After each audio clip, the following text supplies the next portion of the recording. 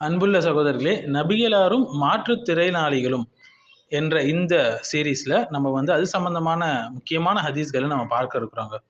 So நபிஸ்லாஸ்லம் மாற்றுத்திறனாளிகளை ரொம்பவே ஊக்குவிச்சாங்கன்னு சொல்லலாம். ரொம்ப ஆறுதலாக இருந்தாங்க.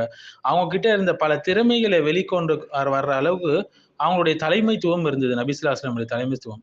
நபிஸ்லாஸ்லம் மரியாதை, கண்ணியம் என்பது உடலில் அல்ல, உள்ளத்தில் தான் இருக்கிறது என்பதை ப்ரூவ் பண்ணாங்க. நபிஸ்லாஸ்லம் அவர்கள் எப்படி நடந்து கொண்டார்கள்னு சொல்லி பார்த்தீங்கன்னா, அல்லாஹ் சுப்ஹானஹு வ தஆலா மனிதர்களை வெவ்வேறு உடல் அமைப்புகளுடன், திறன்களுடன், சோதனைகளுடன் படைச்சிருக்கிறான். இது அவமானப்படுத்துவதற்கு அல்ல, மாறாக அவர்களை உயர்த்துவதற்காக. உங்களை அல்லாஹ் சுப்ஹானஹு வ தஆலா தங்கமாக வைரமாக மாற்ற வேண்டும் என்று நினைக்கிறான். ஆனா நம்ம ஏன் அதை புரிந்து கொள்ளாமல் இன்னுமே சாதாரண கல்லாக இருக்க வேண்டும் என்பதுதான் எனக்கு புரியல. இந்த உலக மதிப்பு என்பது ஒருத்தருடைய தோற்றத்தை வச்சிருக்கும், உடல் வலிமையை வச்சிருக்கும், செயல்திறனை வச்சு இருக்கும் இல்லைங்களா? அப்படி அவங்க அளக்கப்படும் போது இந்த 3 விஷயத்தால இஸ்லாம் மரியாதை உள்ளத்தை வைத்துதான் ஒருத்தருடைய கண்ணியம் இருக்கிறது. அந்த உள்ளம் எப்படி இருக்கிறது என்பதை வைத்து. நிச்சயமாக அல்லாஹ்வின் முன்னில உங்களில் மிகவும் மதிக்கு மிக்கவர் யாருன்னா தக்வா உடையவரே என்று சூரத்துல் ஹுஜராத்துடைய 13வது ஆயத்தை நம்ம பார்க்கலாம். தக்வா யாருக்கு இருக்கோ அவங்க தான் அல்லாஹ்விடத்தில் சிறந்தவங்க. மாறாக அவங்க யாரா வேண்டாலும் இருக்கலாம். திறமை என்ற அளவுகோலை நபி ஸல்லல்லாஹு அலைஹி வஸல்லம் மாத்தினாங்க. இஸ்லாம் வருவதற்கு முன் உடல் குறைபாடு உள்ளவர்கள் இருந்தார்கள். ஆனால் புறக்கணிக்கப்பட்டாங்க. அந்த ஜாஹிலியா காலத்துல கேலி செய்யப்பட்டாங்க, சமூகத்தில் ஒதுக்கப்பட்டாங்க. நபி ஸல்லல்லாஹு அலைஹி வஸல்லம் வந்த பிறகு அவங்களுக்கான மரியாதையை வழங்கினாங்க, அவங்களுக்கான கண்ணியத்தை வழங்கினாங்க, அவர்களை சமுதாயத்துல உயர்த்தினாங்க, அவர்களை நேசித்தார்கள், அல்லாஹ்விடத்தில் சிறந்த நபர்களாக அவங்களை மாற்றினாங்க. ஃபார் எக்ஸாம்பிள் நபி ஸல்லல்லாஹு அலைஹி வஸல்லம் அவர்கள் நம்ம உம்மத்துக்கு சொல்லி காட்டினாங்க, அல்லாஹ் சுப்ஹானஹு வ தஆலா உங்களுடைய உருவங்களையோ தோற்றங்களையோ பார்ப்பதில்லை, மாறாக உங்களுடைய உள்ளங்களையும் அமல்களையுமே தான் பார்க்கலாம் என்று சொல்லிக்கிறாங்க. ஃபார் எக்ஸாம்பிள் அப்துல்லா இப்னு உம்மி மக்தூம் ரலியல்லாஹு அன்ஹு, இவர் கண் பார்வையற்ற ஒரு மாற்றுத்திறனாளி. இவர் நபி ஸல்லல்லாஹு அலைஹி வஸல்லம் கிட்ட மார்க்க கல்வியை தேடிக்கொள்வதற்காக நபி ஸல்லல்லாஹு அலைஹி வஸல்லம் நோக்கி வராங்க. மார்க்கத்தை தேடக்கூடியவர்களை நபி ஸல்லல்லாஹு அலைஹி வஸல்லம் அவங்களை ஆக்கி இருந்தாங்க. ஸோ நபி ஸல்லல்லாஹு அலைஹி வஸல்லம் அவங்க அவர்களை ரொம்பவே கண்ணியம் செலுத்தினாங்க. எந்த அளவுக்கு என்றால் மதீனாவின் முஅத்தினாக அவங்களை நியமிச்சாங்க.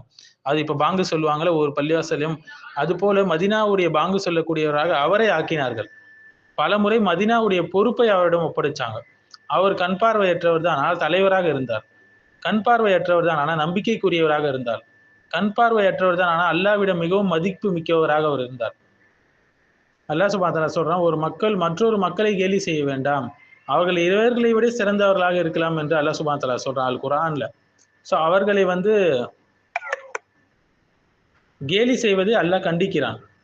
மேலும் நபி ஸல்லல்லாஹு அலைஹி வஸல்லம் மறுமையில அவங்களுக்கு கிடைக்கக்கூடிய மிகப்பெரிய கூலிகளை சொன்னாங்க மாற்றுத்திறனாளிகளுக்கு. அப்துல்லா இப்னு மஸ்ஊத் அவர்கள் காலில் சிறு பலவீனம் உடையவர். இவர் கால் ரீதியாக அவருக்கு கொஞ்சம் பிரச்சனைகள் இருந்தது. ஒரு நாள் நபி ஸல்லல்லாஹு அலைஹி வஸல்லம் அவங்க சஹாபாக்களோட உட்கார்ந்துட்டு இருந்தாங்க. அப்ப நபி ஸல்லல்லாஹு அலைஹி வஸல்லம் அப்துல்லா இப்னு மஸ்ஊத் ரலியல்லாஹு அன்ஹு அவர்களை ஒரு மரத்துல ஏறி மிஸ்வாக், அந்த பல் துலக்குவாங்க, அந்த குச்சியை கொண்டு வர சொல்லி சொன்னாங்க. இப்னு மஸ்ஊத் அவர்கள் அவங்களுடைய காலுடைய உடல் அமைப்பு பார்த்தீங்கன்னா ரொம்ப ஒல்லியாக இருக்கும், மெல்லிசாக இருக்கும். அவர்களின் கால்கள் ரொம்ப மெலிந்தவை. மரம் ஏறும்போது காத்து கொஞ்சம் வேகமா அடிச்சதுல அவருடைய கால்கள் தெரிந்தது. அதை பார்த்து சுற்றி இருந்த சிலர் சிரித்து விட்டார்கள். நபி ஸல்லல்லாஹு அலைஹி வஸல்லம் உடனடியாக அவங்களை அந்த இடத்துல திருத்தினாங்க, உடனடியாக அவங்களை கண்டிச்சாங்க. எதை பார்த்து நீங்க சிரிக்கிறீங்க? அல்லாஹ்வின் முன்னிலையில இந்த 2 கால்கள் உஹது மலையை விட கனமானது என்று சொன்னாங்க. உஹது மலையை பார்த்தவங்களுக்கு தெரியும் எவ்வளவு பெரிய மலை என்று. முஸ்னத் அஹமது வரக்கூடிய ஹசன் தரத்துல உள்ள ஹதீஸ். ஸோ உடல் ஊனமற்றவர்கள் இவர்களுக்கு எந்த பிரச்சனையால அவங்க சோதிக்கப்பட்டிருக்கிறாங்களோ அதை விட அதிகமான நன்மைகள் அவர்களுக்கு என்ன மறுமையில மீசான் தராசுல நிரப்பப்படும். அப்போது மனிதர்கள் நினைப்பார்கள், உடல் ஊனமுற்றவர்களாக நாம் பிறந்திருக்கலாமே என்று. அவ்வளவு நன்மைகள் அவர்களுக்கு கொடுக்கப்படும். அவர்கள் இந்த உலகத்தில் அனுபவித்த அந்த கஷ்டங்களுக்காக. உடலில் அவர் சிறியவராக இருக்கலாம், ஈமானில் மாபெரும் ஒரு உயரத்தை அடைந்தவர் தான் அப்துல்லா இப்னு மஸ்ஊத் அவர்கள். குர்ஆனை நபி அவர்களிடமிருந்து நேரடியாக கற்றவராக அவர் இருந்தார். குர்ஆன் ஓதல் அவர்கள் தான் முன்னோடி. இப்னு மஸ்ஊதின் ஓதல் படி குர்ஆன் ஓத விரும்புகிறவன் அப்படியே ஓதட்டும். அல்லாஹ் எப்படி இந்த குர்ஆனை இறக்கினானோ அது போல ஓதணும்னு விருப்பப்படுறவங்க இப்னு மஸ்ஊத் கிட்ட போய் ஓதிக்கிட்டுன்னு சொல்லி நபி ஸல்லல்லாஹு அலைஹி வஸல்லம் சிறப்பிச்சு சொன்னாங்க. ஸோ உலகம் என்ன பார்க்கணும்? உயரம், எடை, தோற்றம், இதைத்தான் பார்க்கணும். ஆனால் அல்லாஹ் எதை பார்ப்பான்? இது எதையுமே பார்க்க மாட்டான். ஈமான் இருக்கா, அறிவு இருக்கா, தக்வா இருக்கா, சத்தியத்துல நிலைத்து இருக்கிறாரா, அதைத்தான் பார்ப்பான். இன்றைய உலகத்துல பார்க்கலாங்க இல்லைங்களா, ஒல்லியான குழந்தைகளை பாடி ஷேமிங் பண்றாங்க, குறைபாடு உள்ளவர்களை கேலி செய்யறாங்க, அமைதியானவர்களை மதிப்பில்லாதவர்கள் என்று நினைக்கிறாங்க. ஆனால் மறுமையில தான் அவங்களுடைய வெயிட்டேஜ் நம்ம எல்லாருக்கும் தெரியும். அல்லாஹ் சுப்ஹானஹு வ தஆலா பாதுகாக்க வேண்டும். பலமுறை மதீனாவை விட்டு நபி ஸல்லல்லாஹு அலைஹி வஸல்லம் வெளியே சென்றபோது நகரத்தின் பொறுப்பை வந்து இவங்க கிட்ட தான் கொடுப்பாங்க. அப்துல்லா இப்னு உம்மி மக்தூம் கிட்ட தான் கொடுப்பாங்க.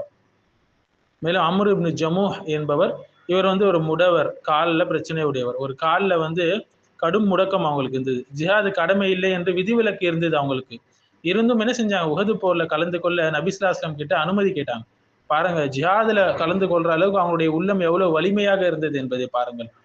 நீங்க ஜென்னால வந்து இந்த பிரச்சனை இல்லாமல் நீங்க நடக்கிறத நான் பார்த்தேன் நபி ஸல்லல்லாஹு அலைஹி வஸல்லம் சொன்னாங்க. உஹது போர்ல அவர் ஷஹீதாக ஆனார். அவருடைய உடல் பலவீனம் அல்லாஹ்வுக்காக தியாகம் செய்வதை ஒருபோதும் தடுக்கவில்லை. மேலும் அல் ஆமஷ் ரஹிமஹுல்லா மிகப்பெரிய ஒரு முஃபஸ்ஸிர், இவங்களை தெரியாதவங்க இருக்க முடியாது. தாபீன்ல இருந்த மிகப்பெரிய ஒரு இமாம் இவங்க. அவர்களுக்கு பார்வை பலவீனம் இருந்தது, கண் பார்வையில் குருடு இருந்தது. ஆனா ஹதீஸ் அறிவுல மிகப்பெரிய இமாம் அவர்கள் தான். தப்சீர் துறையில மிகப்பெரிய இமாம் அவர்கள் தான். அவருடைய அறிவால் உம்மத் பயன் பெற்றது. ஸோ அறிவு இந்த இடத்துல உடலை மிஞ்சுகிறது. நபி ஸல்லல்லாஹு அலைஹி வஸல்லம் சொன்னாங்க, பலவீனமானவர்கள் காரணமாகத்தான் உங்களுக்கு உதவியும் ரிஸ்க்கும் கிடைக்கிறது என்று சொன்னாங்க. சஹீஹ் புகாரில வரக்கூடிய ஹதீஸ். ஸோ ஒருத்தவங்க ஹேண்டிகேப்டா இருக்கிறாங்கன்னா அது குறை இல்லைங்க, அது அல்லாஹ் அவங்களுக்கு கொடுத்த ஒரு சோதனை. அந்த சோதனையில் அவர்கள் வெற்றி பெற்றார்கள் என்றால், பொறுமையோடு இருந்தார்கள் என்றால், அவர்கள் எண்ணி பார்க்காத அளவுக்கு நன்மைகளை அல்லாஹ் தர இருக்கிறான். ஸோ சமூகம் அவங்களுக்கு அளக்கக்கூடிய அளவுகோல் என்பது தவறானது. அல்லாஹ் கொடுக்கக்கூடிய அளவுகோல் தான் சரியானது. ஸோ உடல் குறை என்பது ஒருபோதும் உள்ளத்தின் குறைவல்ல. இஸ்லாம் இப்படிப்பட்டவர்களை வரவேற்கிறது. இஸ்லாம் இப்படிப்பட்டவர்களை ஆறுதல் படுத்துகிறது. இஸ்லாம் இப்படிப்பட்டவர்களை மிக சிறந்த தலைவர்களாக மாற்றுகிறது. வெறும் சொற்களால் மட்டுமல்ல, செயல்களால். சிலர் இன்னைக்கு பார்க்கலாம் இல்லைங்களா, பாடி ஷேமிங் பண்ணக்கூடியவர்களாக இருக்கிறார். இந்த உலகம் என்பது ஒரே அளவுகோலை தாங்க வச்சிருக்கோம். மோசமான ஒரு அளவுகோல். உயரம், எடை, நிறம், தோற்றம், உடல் வடிவம்.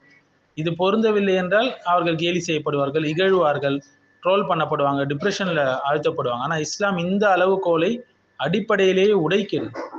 பாடி ஷேமிங்கை முழுவதுமாக தடை செய்கிறது அல் குர்ஆன் என்பது. ஒரு சமுதாயம் மற்றொரு சமுதாயத்தை கேலி செய்ய வேண்டாம் என்று சொல்கிறது. ஏனென்றால் இவர்களை விட அவங்க சிறந்தவராக இருக்கலாம் என்று அல்லாஹ் சுப்ஹானஹு வ தஆலா சொல்றான் சூரத்துல் ஹுஜராத்ல. ஸோ அப்படி கேலி செய்வது ஹராம்.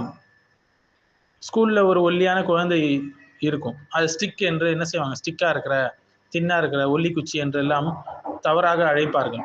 டார்க் ஸ்கின்னா இருப்பாங்க, அதை வச்சு மீம்ஸ் போடுவாங்க. இவை அனைத்தும் இந்த வசனத்தின் கீழ் ஹராமாக பார்க்கப்படுகிறது. நீ ஜிம்பாடியோட இருக்கிறியா, அதுதான் சக்சஸ். சிக்ஸ் பேக்கோட இருக்கிறியா, அதுதான் ரெஸ்பெக்ட், மரியாதை. ஃபேர் ஸ்கின்னா இருக்கியா, அதுதான் கான்ஃபிடன்ஸ். இப்போ இருக்கக்கூடிய அட்வர்டைஸ்மெண்ட்டும் அப்படிதான் ப்ரொமோட் பண்றாங்க. காரணம், அவங்களுடைய வியாபார பொருட்களை விற்பதற்கு. இது எல்லாமே இஸ்லாம் வந்து உடை தெரிகிறது. ஒரு வகையில இந்த பாடி ஷேமிங் என்பது அகங்காரத்துடைய ஒரு வடிவம் என்று சொல்லலாங்க. ஒரு அணு அளவு அகங்காரம், பெருமை அடிப்பவன் கூட, பெருமை இருப்பவன் சொர்க்கத்துல நுழைய முடியாது. நபி ஸல்லல்லாஹு அலைஹி வஸல்லம் கடுமையாக கண்டிச்சிருக்கிறாங்க. சஹீஹ் முஸ்லிம்ல வரக்கூடிய ஹதீஸ். ஸோ இது வந்து இப்லீஸுடைய மனநிலை, பாடி ஷேமிங் என்பது. நான் நல்லவன், நான் பர்ஃபெக்டா இருக்கேன், நீ தான் குறைபாடு உடையவனா இருக்கேன். இது இப்லீஸுடைய தாட், மென்டாலிட்டி. ஷைத்தானாகத்தான் பல பேர் இருக்கிறார்கள் இந்த மென்டாலிட்டியோட, நான் அவனை விட சிறந்தவன் என்று. ஸோ அழகு என்பது ஈமானில் தான் இருக்கிறது, தக்வாவில் தான் இருக்கிறது உங்களுடைய மதிப்பை தவிர உங்களை உடலால் அல்ல.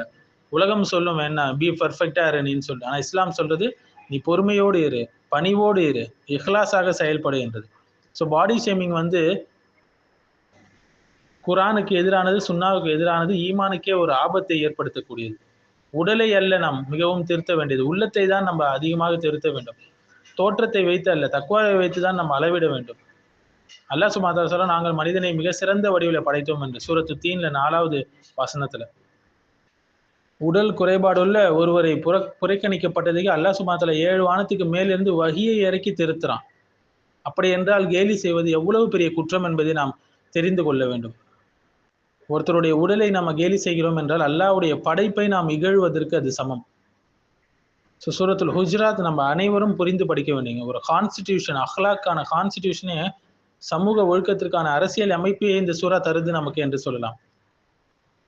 ஒருத்தரோட ஹைட்டை வச்சு ஒருத்தவங்க ஷேம் பண்ணக்கூடியவங்களா இருக்கிறாங்க, குண்டா இருந்தால் அதை ஷேம் பண்ணக்கூடியவங்களா இருக்காங்க, ஸ்கின் கலர் மூலியமா ஷேம் பண்ணக்கூடியவங்களா இருக்காங்க, டிசபிலிட்டி இருந்தால் அதை வச்சு இகழக்கூடியவங்களா இருக்கிறாங்க, ஒருத்தர் திக்குவாயாக இருந்தால் அதை வச்சு இகழக்கூடியவங்களா இருந்தார்கள். ஸோ ஜோக் என்ற பெயர்ல இதற்கு கூட இஸ்லாத்துல அனுமதி கிடையாதுங்க. ஒரே வசனத்தை சொல்லணும்னா இவ அனைத்தும் ஹராம். சூரத்துல் ஹுஜராத்துடைய அந்த வசனம். ஸோ அகங்காரம் என்றால் என்ன என்று நபிசாஸ்திரம் கேட்கப்பட்ட போது சத்தியத்தை மறுப்பதும் மக்களை இகழ்வதும் பிறரை தாழ்வாக நினைப்பதும் என்று சொன்னாங்க. ஸோ இந்த மக்களை இகழ்வது, இந்த பாடி ஷேமிங் எல்லாம் ஒருத்தருடைய ஈமானுக்கே பாதிப்பை ஏற்படுத்தக்கூடிய விஷயமாக இருக்கிறது. ஸோ இது போன்ற விஷயங்களை விட்டு நாம் தூரமாக இருக்க வேண்டும். அல்லாஹ் பாதுகாப்பானாக.